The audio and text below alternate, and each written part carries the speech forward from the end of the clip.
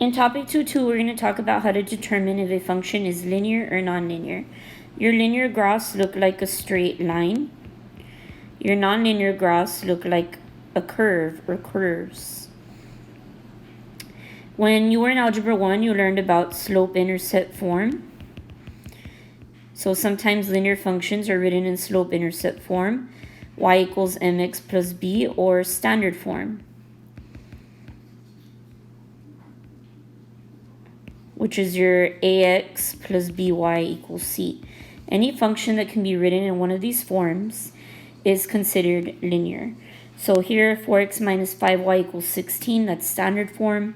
X equals 10 is also standard form. Y equals negative 2/3 x minus 1 is slope-intercept form, and y equals 1/2 x is slope-intercept form.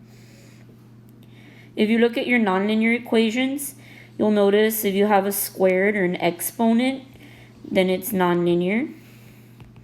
If you have a radical or a root, it's nonlinear. X and y stuck together is nonlinear.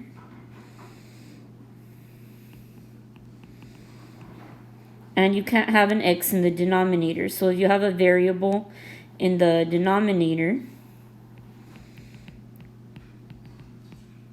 then it's nonlinear.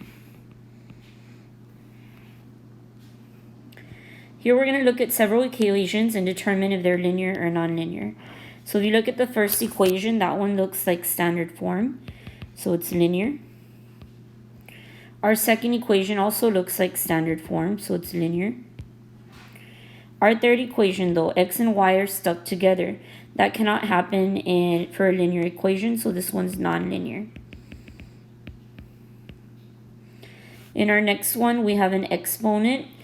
Linear equations do not have exponents, so this one is nonlinear. Our next one has a fraction, but the x is in the numerator. That's okay, so this one is linear. This one's actually in slope-intercept form. You could rewrite it as f of x equals negative 1/11 x plus 2. So since it can be written in slope-intercept form, it's linear. Our last equation here has an x in the denominator. That's not okay, so this one is non-linear.